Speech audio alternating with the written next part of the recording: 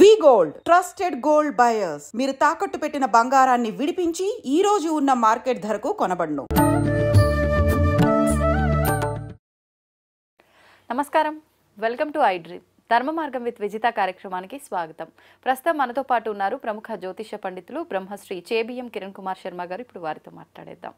నమస్కారం అండి. అఖండ ఐశ్వర్యవతి భవ. గురుగారు, మహాశివరాత్రి రాబోతోంది. మహాశివరాత్రి అనగానే అందరికీ గుర్తొచ్చేది ఉపవాసం, జాగరణ. నిజంగా చేయాల్సింది రెండేనా? మనకు పురాణాల్లో, శాస్త్రాల్లో కూడా ముందు నుంచి ఉపవాసం, జాగరణ గురించే చెప్పబడిందా? అసలు ఆ రోజు ఏం చేయాల్సి ఉంటుంది మనందరం కూడా? ఒకటేంటంటే శివుడి యొక్క మంత్రాల్లోనే చెప్పబడింది. అంటే ఏమేమి ఉన్నాయనేది ఒక చమకం, నమ్మక చమకాలనే మంత్రాలు ఉన్నాయి. చమకము అనేది ఏంటంటే ఎక్కడెక్కడ భగవంతుడు ఉన్నాడు అంటే గోధుమల్లో, బియ్యములో, పప్పులో, ఉప్పులో, శరీరంలో ప్రతి చోట ఉన్నటువంటి వ్యక్తివి నాకు ఇటువంటివన్నీ కూడా నాకు సమృద్ధిగా ఇవ్వని చెప్పడం. చమకము అంటే ఏదైతే మనము అనుభవిస్తున్నామో ఇప్పుడు యుగంలో అన్నిటి కూడా నాకు ఇది ఇవ్వు అని చెప్పడం. అన్నిటి కూడా చెప్తున్నాడు మంత్రాలలో. ఈ పదార్థాలన్నీ కూడా ఉన్నాయి. బెల్లము, పప్పు, ఉప్పు, బంగారము, ఇవన్నీ కూడా అంటే మనకు నిత్య జీవితంలో ఏదైతే అవసరమో మానవ మనుగడకి అన్ని చమకలు చెప్పబడింది. మరి ఆ కాలంలో ఎక్కడున్నాయి స్వామి మంత్రాలంటే ఆ కాలంలో కూడా ఉన్నాయి. ఎప్పుడు కలియుగంలో జరగబోయేటువంటి విషయాన్ని చాలామంది అనుకుంటారు. ఇప్పుడు మీకు విషయం సరే, మహాశివరాత్రి మనకి 26వ తేదీ ఫిబ్రవరి 2025 జరుగుతోంది. అది మహాశివరాత్రి పుణ్యమైనటువంటి రోజున మనకి చతుర్దశి ఘడియలు ఏ రోజైతే అర్ధరాత్రి ఉంటాయో దాని పేరు మహాశివరాత్రి. అంటే బహుళ పక్షంలో అంటే పౌర్ణమి వెళ్ళిన తర్వాత వచ్చే చతుర్దశి రాత్రి అంటే నిషేధి రాత్రి ఎప్పుడైతే ఉంటే 11:45 నుంచి 12:45 మధ్య ఉన్నటువంటి ప్రాంతాన్ని నిషేధి వ్యాప్తి అంటారు. ఆ నిషేధి కాలంలో ఉన్నటువంటి చతుర్దశినే మహాశివరాత్రి లేదా మాస శివరాత్రి. మాఘమాసంలో వచ్చేటువంటి మాస శివరాత్రికే మహాశివరాత్రి అని పేరు. ఇది క్లారిటీ గుర్తుపెట్టుకోండి. ఇప్పుడు నేను ఒక విషయం చెప్తున్నాను మీకు. నేను పురాణాల్లో ఉన్నటువంటి విషయాల్లో వాల్మీకి రామాయణం ఎలా జరిగింది, వాల్మీకి రామాయణం తర్వాత పుట్టాడు కదా, మరి ఆయన ఎట్లా రాశాడు రామాయణాన్ని చాలా మందికి అనుమానం. గణపతి రాశాడు అని అంటారు. వాల్మీకి గణపతి సాయం చేశాడు. వాల్మీకి చెప్తుంటే ఆయన రాశాడు, ఆయన పన్ను తీసి రాశాడు మీరు చెప్తుంటారు.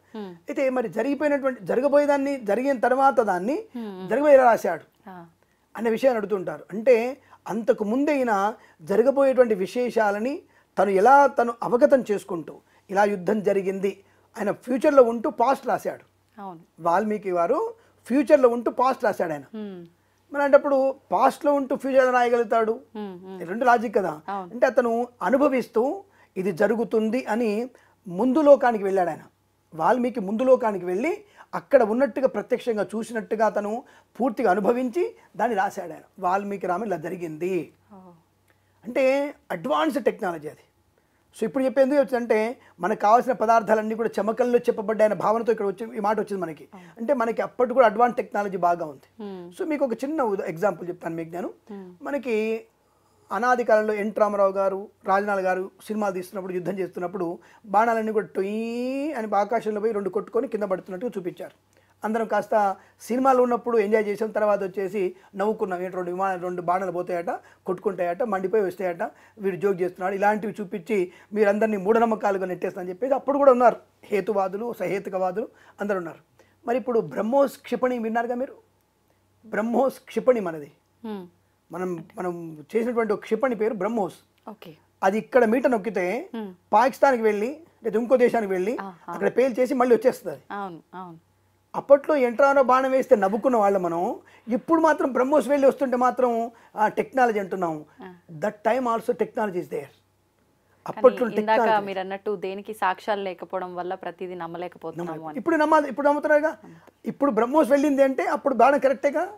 అంటే వరుణాస్త్రం వెళ్ళడం, తన పని పూర్తి చేసుకోవడం, తిరిగి రావడం. బ్రహ్మోక్షిపణ అంతే, అక్కడికి వెళ్ళడం, ఎక్కడైతే టార్గెట్ ఉందో అక్కడ వేసేయడం, బాంబులు వేసి తిరిగి వచ్చేస్తుంది. అంటే మీ టెక్నాలజీ మీకున్నప్పుడు, ఆఫ్టర్ ఆల్ మనిషి టెక్నాలజీ నీకుంటే భగవంతుడికి టెక్నాలజీ ఎంత ఉంటుంది, నేను పుట్టించినోడే వాడు. కాబట్టి ఏదైనా సహేతుకమైనది అంటే చెప్తున్నాను. కాబట్టి చమకంలో కూడా మనకి భవిష్యత్తులో ఏమేమి అవసరాలు ఉంటాయనే విషయాన్ని ఆ చమక మంత్రాలతో ఋషీశ్వరులు చెప్పారు. నాయన ఇది మనిషికి అవసరం మనుగడకి, కాబట్టి మాకు ఈ పదార్థాలన్నీ కూడా ప్రతి దాంట్లో నువ్వు ఉన్నావు, ప్రతిదీ మాకు ఆనందం కలిగించు, ప్రతి విషయంలో నుంచి మాకు ఈ పదార్థాన్ని ఇవ్వు, ఈ పదార్థం నువ్వు ఉన్నావు, నువ్వే ఉన్న పదార్థం నివ్వుగా మాకు అందించు అనేటువంటి భావనతో చెప్పేటువంటి మంత్రాలు చమకం.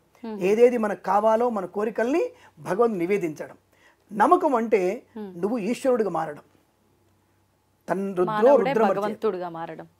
తన్రుద్రో రుద్రమర్చేత్ మనముగా రుద్రుడిగా మారి అర్చన చేసుకోవాలి. దాని పేరు మహాన్యాసం. మహాన్యాసం అంటే నీ ప్రతి అంగంలో భగవంతుడు ఉండాలి.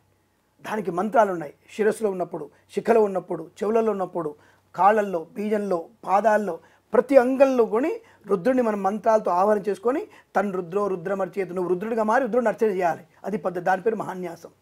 ఈ రోజున మనం అటువంటి మహాన్యాసపూర్వక అభిషేకం చేసుకుంటే ఏదైతే నీకు చమకున్నటువంటి చిట్టా కోరికల చిట్టా ఉందో నీ ధర్మ సంకల్పం ద్వారా నెరవేర్చగలిగేటువంటి శక్తిని ఈశ్వరుడు ఇస్తాడు. అటువంటి ఈశ్వరుణ్ణి ఎలా పూజించాలి అంటే ఏం అక్కర్లేదు. కన్నప్పలాగా నోట్లో నీళ్ళు పోసుకుని ఉమ్మేసాన్ని పాపం మంచిగా ఇస్తాడు ఆయన పాపం. అలానే నేను నోట్లో నీళ్ళు ఉమ్మేమని చెప్పట్లేదు. అంటే భక్తి పారవశ్యానికి ఎక్కువ. భక్తితో చేస్తున్నాను అనేది కూడా మర్చిపోయేంత భక్తి ఆయనకుంది. భక్తి ఉంటే చాలు ఆయన మనకి ప్రసన్నుడు అయిపోతాడు. కనపడతాడు స్వామి అంటే నిజంగా కనపడతాడు కూడా, మనకి నిజంగా ప్రత్యక్షం అవ్వచ్చు కూడా. అటువంటి భోళాశంకరుడు ఆయన. ఈ సమయంలో కూడా ఇక్కడ మనం మాట్లాడుకున్న మధ్యలో కూడా ఆయన ఉన్నాడు. ఇక్కడ ఆయన ఉంటేనే ఈ మాటలు వస్తాయి కదా, రావోవి. ఈశ్వరుడు ఉన్న చోటనే మనకి మాటలు వస్తాయి. కాబట్టి ఈశ్వరుడు ఇక్కడే ఉన్నాడంట నేను. ఈశ్వరుడు మీ పక్కన ఉన్నాడు, నా పక్కన ఉన్నాడు, ప్రతి ఒక్క చోట ఆయన ఈశ్వరుడు ఉన్నాడు. ఈశ్వరుడు లేని చోటు లేదుగా. కాబట్టి అటువంటి ఈశ్వరుణ్ణి మనము మహాన్యాసపూర్వకంగా పూజిస్తే అద్భుతం. కాసిని చెంబడి నీళ్ళు ఆయన మీద పోసి ఒక బిల్వదళం పెడితే చాలు. ఇత విభూతి శ్మశానంలో విభూతి చాలు ముఖం తీసిన చాలు. శ్మశానం వెళ్తూ శ్మశానంలో విభూతి తీసుకెళ్ళిపోయి ఆయన ముఖం నీళ్ళు పోసేసి ముఖం ఇంత విభూతి వేస్తే కూడా ఆయన ఈశ్వరుడు ప్రసన్నుడు అవుతాడు. అంటే ఇక్కడ ఏమిటి, నీ భక్తి అక్కడ ఇంపార్టెంట్. ఎక్కడ తీసుకొస్తున్నాడు? కన్నప్ప పెట్టిన మాంసాన్ని కూడా స్వీకరించాడు. కన్నప్ప పెట్టినటువంటి నోట్లో నీళ్ళు పోసిన స్వీకరించాడు. అదే బ్రాహ్మణి పెట్టినటువంటి పదార్థాన్ని స్వీకరించాడు. కన్నప్ప బ్రాహ్మణి చూసి ఇవన్నీ అవసరం చెప్పేసి పక్కనెట్టేసి ఆయన కుడి కాలుతో తంతాడు. ఆయన్ని ఎందుకంతాడు అంటే రక్తం వస్తుంది కాబట్టి తందాడు. ఆయన కన్ను గుర్తు కోసం కన్ను పెట్టి ఇంకో కన్ను తీయబోయాడు. అంటే నీ భక్తి ఎలా ఉండాలి? నువ్వు తంతే పడతాడు తన్ను, కానీ నువ్వు కన్ను ఇవ్వగలిగే శక్తి నీకు ఉన్నప్పుడు తన్ను. ఆయన నీ గుడ్డకాయ కోసి ఇవ్వగలిగే శక్తి నీకుందా, అప్పుడు భగవంతుని ప్రత్యక్షం అవుతాడు. అటువంటి భక్తి అనేది ఇక్కడ మహాశివరాత్రి రోజున మనం చేసేటువంటి అభిషేకంలో కనుక నిశ్చలమైన వ్యక్తి విశ్వాసం. త్రయంబకం యజామహే సుగంధిం పుష్టివర్ధనం ఉర్వారుకమివ బంధనాన్ మృత్యోర్ ముక్షియమామృతాత్. నువ్వు చనిపోతున్నటువంటి సమయంలో కూడా ఇక కంఠంలోంచి యముడు నీ ప్రాణం తీసుకెళ్తున్నప్పుడు కూడా శివాను నీ ప్రాణం మళ్ళీ 100 ఏళ్ళు ఆయుషిస్తాడు ఆయన. అందుకే ఆయన శివుణ్ణి ఒక్కసారి శివ అంటే ఆనందం అని అర్థం. శివాను నీకు తెలుస్తుంది ఆయన భక్తితో అను, మనస్ఫూర్తిగాను. అటువంటి తత్వాన్ని మనకు బోధించిన వాడు శివుడు. ఇతరుల యొక్క పాపాన్ని, ఇతరుల యొక్క శాపాన్ని కూడా తగ్గిస్తూ 10 మంది కొరకు నువ్వు చేసే అభిషేకం కూడా నీకు అత్యంత శుభాన్ని కలిగిస్తుంది. అది మహాశివరాత్రి ప్రత్యేక అభిషేకం. ఇతరుల కోసం నువ్వు అభిషేకం చేయి, అందరి మంచి కోసం, లోక కళ్యాణం కోసం నువ్వు అభిషేకం చేయి. శతరుద్రాభిషేకము, శతగడాభిషేకము నీ ఇష్టం. అది చేయడం వల్ల ప్రయోజనం బాగా ఉంటుంది. అప్పుడు ఈశ్వరుడు నీకేంటి ప్రతి ఒక్కళ్ళు కూడా ప్రసన్నుడే అవకాశం. ఎక్కడెక్కడ ఎవరెవరికైతే నువ్వు అభిషేకం చేస్తున్నావో వాళ్ళ నుంచి 0.1% పుణ్యబలం నీకు వస్తుంది. నీకు 1000% బలం వచ్చేస్తుంది, పుణ్యబలం వస్తుంది. ఇది మనం మహాశివరాత్రి రోజున చేయాల్సినటువంటి పని. రెండవది జాగరణ మాత్రమే చేయాలా అంటే ఇక్కడ అభిషేక ప్రియ శివుడు. అభిషేకం తప్పకుండా చేయాలి. భస్మాభిషేకం చేస్తావా, రుద్రాభిషేకం చేస్తావా, రుద్రాభిషేకం అంటే రుద్రాక్షల అభిషేకం చేస్తావా, గంధాభిషేకం, భస్మాభిషేకం, బిల్వాభిషేకం, సువర్ణాభిషేకం, పంచామృతాభిషేకం, ఎన్నైనా అభిషేకాలు చేయండి. భక్తితో ప్రసన్నమైనటువంటి విశ్వాసంతో ఆ స్వామిని అర్చించిన వారికి తప్పకుండా మీ సంకల్పం నెరవేర్చగలిగే శక్తి ఈశ్వరుడికి ఉంది. ఆయన మనల్ని ప్రసన్నం చేసుకుంటాడు. ఆయన పేరే భోళాశంకరుడు. తప్పకుండా ఆయన ఇస్తాడు, తప్పకుండా. కాబట్టి ఆయన చేసేటువంటి అభిషేకం మనకి 100ంతల పుణ్య ఫలితాన్ని కలిగిస్తుంది. ఇటువంటి మహాశివరాత్రి రోజున మనం జాగరణ అని చెప్తున్నారు మీరు. ఉపవాసము అంటే దేవుడికి దగ్గరగా ఉండడం, నక్తము అంటే నిరాహారము. మరి ఇక్కడ మహాశివరాత్రి రోజు శివపురాణంలో కానీ స్కంద పురాణంలో కానీ ఏమైనా చెప్పబడిందా ఈ యొక్క అభిషేకాల్లో ఈ మహాశివరాత్రి నక్తము గుణం చెప్పిదంటే ఎక్కడా చెప్పబడలేదు. నక్తము అని చెప్పబడలేదు. మరి ఎందుకుంటున్నారు? అదే పిచ్చి. మనిషి ఒక్కొక్కరికి ఒక పిచ్చి ఉంటుంది కదా. ఒక మతం చూసి మనం అలాగే ఉమ్ము కూడా మింగొద్దని చెప్పేసి ఉండడం కరెక్ట్ కాదు. ఎందుకు ఉండొద్దండి ఇలా చెప్తున్నారు ఏంటి మీరు? అసలు నేను ఉపవాసం ఉన్నాను. అసలు 3 పూట శుభ్రంగా టిఫిన్ చేస్తాను. నేను అన్నం తినను అంతే. ఇంట్లో వాళ్ళు కూడా ఇంట్లో మావిడి ఉంటుంది, మావిడికి టిఫిన్ చేసి ఉంటుంది. అదే అంట నేను చెప్పబోయేది అదే. నక్తము అంటే అన్నం తినకుండా ఉండడం. నక్తం అంటే నిరాహారం ఉండడం కాదు. మనకి కడుపులో జఠరాగ్ని అగ్నిదేవుడు ఉన్నాడు. వాడికి నైవేద్యం పెట్టాలి కదా. ఆ నైవేద్యం పెట్టి శక్తి ఉత్పన్నమైతే కదా దేవుడు పూజ చేసేది. నీకు శక్తి ఉత్పన్నం అయితే శివయ్య దుప్పటికి పడుకోవడం అవుతుంది మనకి. కాబట్టి అలా నీరసించిపోయేటువంటి తత్వం వద్దు. లోపల అగ్నిదేవుడు ఉన్నాడు, ఆయన 2 పళ్ళు ఇస్తే ఆయన తిని మనకి శక్తిని ఇస్తాడు. అప్పుడు నమ శివాయ అనేటువంటి మంత్రాలు చదువుకుంటూ మనం పూజించే ప్రయత్నం చేయాలి. నమస్తే అస్తు భగవన్ విశ్వేశ్వరాయ మహాదేవాయ త్రియంబకాయ త్రిపురాంతకాయ త్రికాగ్నికాలాయ కాలాగ్నిరుద్రాయ నీలకంఠాయ మృత్యుంజయాయ సర్వేశ్వరాయ సదాశివాయ శ్రీమన్మహాదేవాయ నమః. ఇన్ని రుద్రుల్ని మనం అర్చన చేయాలంటే శక్తి కావాలిగా. ఆ శక్తి కావాలంటే 2 పళ్ళు కడుపులో వేసుకోవాలిగా, కాసిని పాలు 2 పళ్ళు 3 పూటలే తిత్తివాళ్ళకి తినమని చెప్పాలా. అలా 2 పళ్ళు తినేసి స్వామిని అభిషేకం చేస్తే ఈశ్వరుడు ప్రీతికరుడే, ఆయన మళ్ళీ అనడు నేను ఉండగలను, లేదు నేను భక్తితో ఉంటాను, ఉపవాసమే చేస్తాను, నిజంగా అసలు ఏమి తినకుండా అంటే చేసుకోవచ్చా? నక్తము చేయమని ఎక్కడ చెప్పలేదు. ఓకే, చేయమని మీరు చెప్పినప్పుడు ఏమంటావు? అంటే చేసినంత మాత్రాన ఏమైనా దోషమా? అగ్నిదేవుడికి అన్నం పెట్టట్లేక దోషం కాదా? లోపలికి దేవుడు పెట్టుకొని ఆయనకి అన్నం పెట్టక దోషమేగా. నక్తముగా చేయమని చెప్పలేదు, అలానే అన్నం తినమని చెప్పలేదు, నిద్రపోయేట్టుగా బద్ధకం వచ్చేట్టుగా తినమని చెప్పలేదు, ఉల్లిపాయలు ఎల్లిపాయలు సద్దెన్నాలు పెరుగన్నాలు తినమని చెప్పలేదు. 2 పళ్ళు తినండి. రెండవది, ఎప్పుడైతే కడుపులో మనకి ఏం లేకుండా ఉన్నప్పుడు నిద్ర వచ్చేస్తుంది. నిద్ర వచ్చేస్తుంది ఆటోమేటిక్గా. జాగరణ ప్రధానమైనది. ఎప్పుడు మహాశివరాత్రి కాదు, ప్రతి మాస శివరాత్రి కూడా జాగరణ చేయాలి. అప్పుడు విశేష ఫలితం వస్తుంది. ఎందుకనండి అసలు జాగరణ? జాగరణలో ఏమిటంటే నీ యొక్క పరిపూర్ణమైనటువంటి విశ్వాసాన్ని, అప్పుడు దేవతలందరూ కూడా మానవులు పడుకుంటారు, దేవతలకి మనకి ఉదయం వాళ్ళకి, అంటే మన రాత్రి వాళ్ళకి పగలు, అంతే కదా. పగలు వాళ్ళకి పగలే కదా. సూర్యుడు మన వైపు అస్తమిస్తున్నాడు, వాళ్ళకి ఎప్పుడు 24 గంటలు మెలుకొని ఉంటారు వాళ్ళు. మన నిషేధ సమయంలో ఎంతైతే నిశ్శబ్దంగా ఉంటుందో మనకి ఆ సమయంలో భగవంతుని ఇంకా ప్రసన్నతగా పూజ చేసుకోవచ్చు. వాళ్ళకి రాత్రి పగలు ఏం లేదు వాళ్ళకి. దేవుడు మనం జాగరణ చేసేది నైట్ పూజ చేసుకోవడం కోసం నామస్మరణ, నిరంతర నామస్మరణ, అచంచలమైన భక్తి విశ్వాసంతో. అంటే చుట్టూ పొల్యూషన్ ఉండదు, శబ్దాలు ఉండవు కదా, సౌండ్ లేకుండా నేను నామం మాత్రమే శివాయ నమః.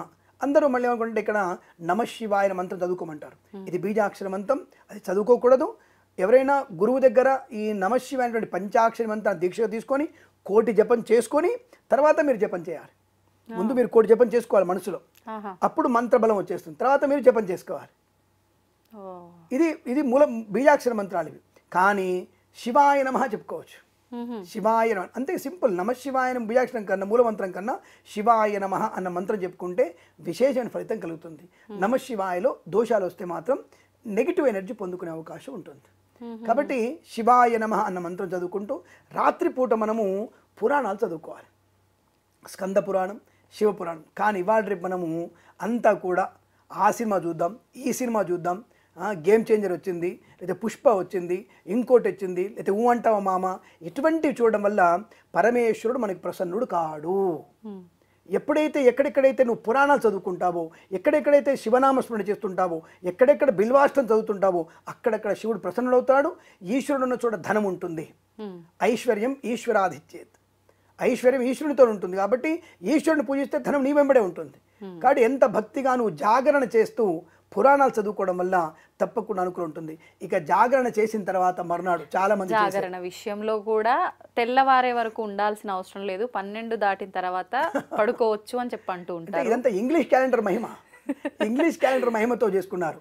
సూర్యోదయానికి సూర్యోదయం వరకు ఒక రోజు మనకి, ఉదయాత్ ఉదయం వారం, సూర్యోదయం టు సూర్యోదయం ఒక రోజు మనకి. అంతే ఇంగ్లీష్ క్యాలెండర్ ప్రకారం అర్ధరాత్రి చెప్పిన వాడు ఎవడరా మీకు? అర్ధరాత్రి క్యాలెండర్ మారుతున్నట్టుగా మన తిథి మారదు. తిథి సూర్యుడు కనిపించేంత వరకు తిథి మారదు.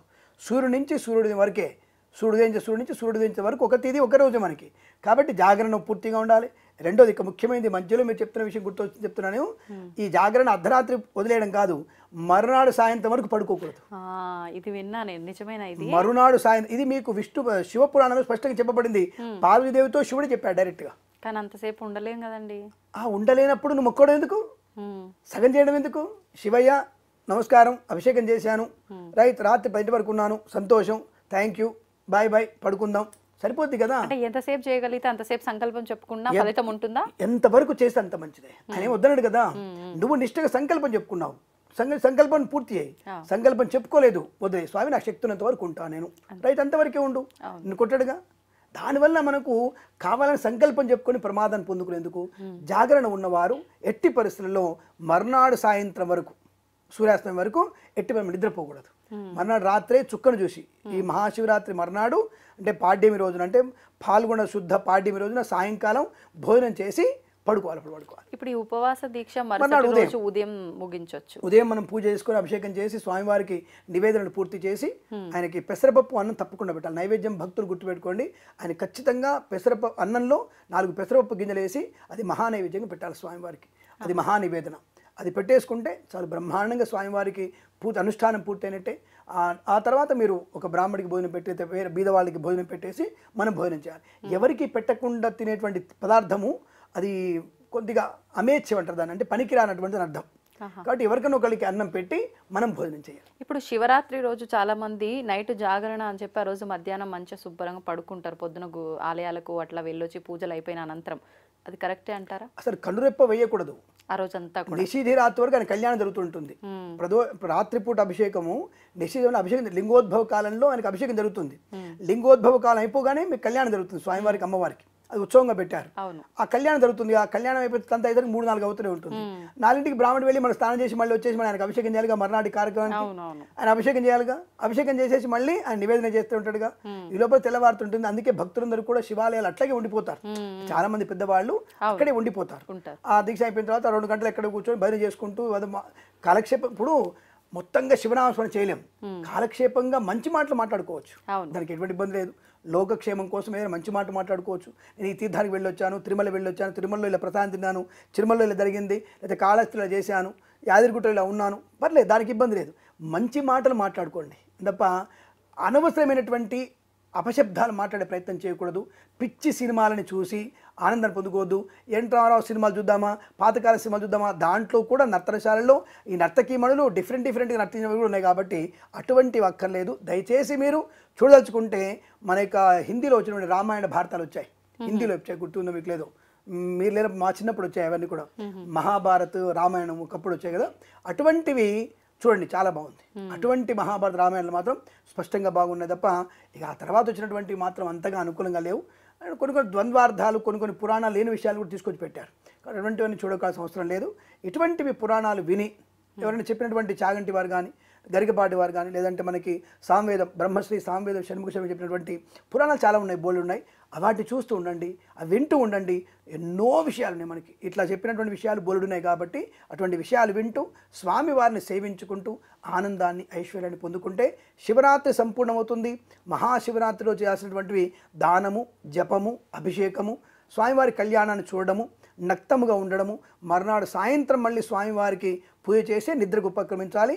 భోజనం మాత్రం ఉదయం 10-11 మధ్యలో మీరు భోజనం చేయవచ్చును. మర్నాడు ఇది పాడ్యమి రోజున ఆనందమయ జీవనాన్ని పొందుకోవచ్చు, ఈశ్వరుని అనుగ్రహాన్ని పొందుకోవచ్చు, దానికి ఎటువంటి ఇబ్బంది లేదు. ఈశ్వరుని కొలిస్తే ఐశ్వర్యం మన వెంటే ఉంటుంది.